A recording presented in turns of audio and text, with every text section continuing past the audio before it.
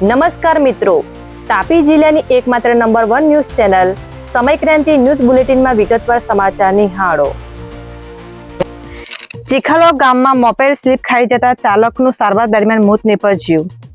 વ્યારા તાલુકાના ચીખલો ગામની સીમમાં એક મોપેડના ચાલક હિરેનભાઈ ગામિતે પોતાના કબજાની મોપેડ ગફલતભરી રીતે હંકારી લાવતા સ્ટેરિંગ પરથી કાબુ ગુમાવી દેતા અકસ્માત સર્જાયો હતો, જેમાં ચાલકને સારવાર અર્થે સુરત ખાતે ખસેડવામાં આવ્યા હતા, જ્યાં તેમનું સારવાર દરમિયાન મોત નીપજતા પોલીસે અકસ્માત અંગે ગુનો દાખલ કરી કાર્યવાહી હાથ ધરી છે, જે બાબતની માહિતી શનિવારના રોજ 1 કલાકે પ્રાપ્ત થઈ હતી। ઉચ્છલના મોલીપાડા ગામની દીકરીનું શંકાસ્પદ મોત અંગે રાજ્યના મંત્રી અને ધારાસભ્યએ પરિવારની મુલાકાત લીધી।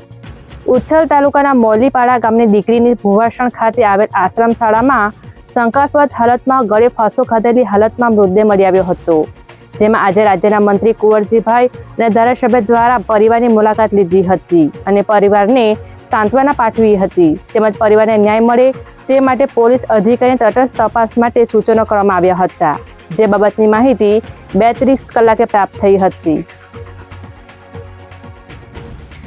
વ્યારા સિવિલ હોસ્પિટલ ખાતે દાદરિયા ગામની યુવતીએ દવા પી લેતા સારવાર અર્થે ખસેડાઈ।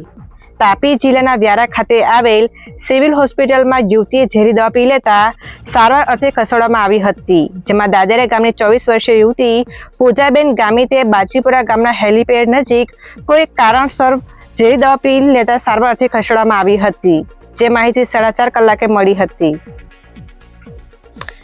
તાપી જિલ્લા સેવા સદનના હોલમાં કલેક્ટરના હસ્તે 4 જેટલી પાણી સમિતિઓને ચેક વિતરણ કરવામાં આવ્યા।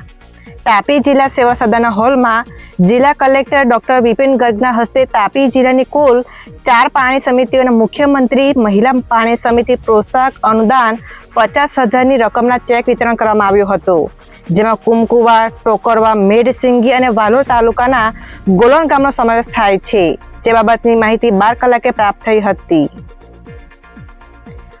વ્યારા તાલુકાના પન્યારી ગામના અરજદાર દ્વારા જિલ્લા કલેક્ટરને ટોલ નાકા બાબતે અરજી કરી। વ્યારા તાલુકાના પન્યારી ગામના અરજદાર સુનિલભાઈ ગામિત દ્વારા આજે જિલ્લા કલેક્ટરને એક લેખિત અરજી કરી છે, જેમાં ભારતીય બંધારણની અનુસૂચિ 5 હેઠળ આવેલ તાપી જિલ્લાના માંડલ ટોલ નાકા જવાબદાર અધિકારીઓ પર કાર્યવાહી કરવામાં આવે તેવી માંગ કરાઈ છે, જે બાબતની માહિતી શનિવારના રોજ 5 કલાકે પ્રાપ્ત થઈ હતી। તાપી જિલ્લા નામદાર ચીફ જ્યુડિશિયલ મેજિસ્ટ્રેટ કોર્ટ દ્વારા ચુકાદો આપવામાં આવ્યો, જે અંગે વકીલ દ્વારા માહિતી અપાઈ। તાપી જિલ્લા નામદાર ચીફ જ્યુડિશિયલ મેજિસ્ટ્રેટ કોર્ટ દ્વારા ચુકાદો આપવામાં આવતા વકીલ નીતિનભાઈ પ્રધાન દ્વારા શનિવારના રોજ 4 કલાકે માહિતી આપવામાં આવી હતી। સન 2021ના વર્ષમાં વ્યારા તાલુકાના માયપુર ખાતે એસઆર પેટ્રોલ પંપમાં લૂંટ અંગેનો ગુનો વ્યારા પોલીસે નોંધેલ, જે ગુનાના કામે નવપ્રીતસિંહ, તરસેમસિંહ અને મોહિત ઉર્ફે મણિની ધરપકડ કરેલ છે અને તે ગુનાના કામે ખાસ મહત્વની બાબત, આરોપીઓ દ્વારા જે પેટ્રોલ પંપ છે તે પેટ્રોલ પંપ પર બંદૂકની અણી અને છરાના વડે લૂંટ કરવામાં આવેલ એવો કેસ દાખલ કરવામાં આવેલ।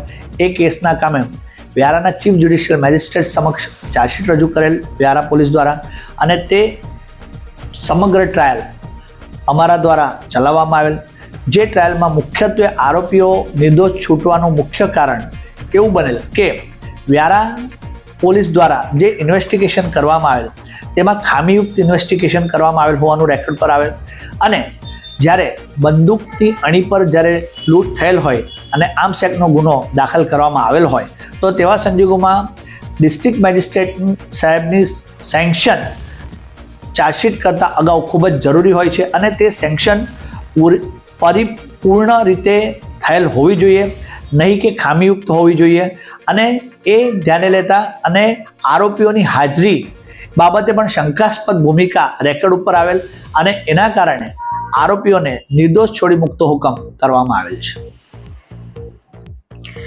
કોકરમુંડાના ગાડિત ગામમાં ડીજીવીસીએલની બેદરકારીથી મકાન માલિકને મુસીબત ઊભી થતા ફરિયાદ આપવામાં આવી।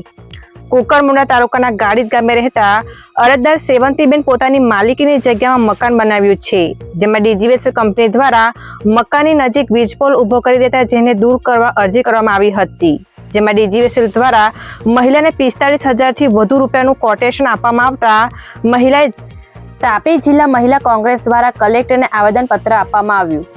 તાપી જિલ્લા મહિલા કોંગ્રેસ દ્વારા આજે સેવા સદન ખાતે પહોંચી જઈ જિલ્લા કલેક્ટરને એક આવેદનપત્ર આપ્યું હતું, જે બાબતની મહિલા કોંગ્રેસના પ્રમુખે 1 કલાકે માહિતી આપી હતી. ટીનાબેન એસ ચૌધરી, તાપી જિલ્લા કોંગ્રેસ મહિલા સમિતિ પ્રમુખ. અમારો મુદ્દા છે કે 33% મહિલા અનામત તાત્કાલિક ધોરણે લાગુ કરવામાં આવે.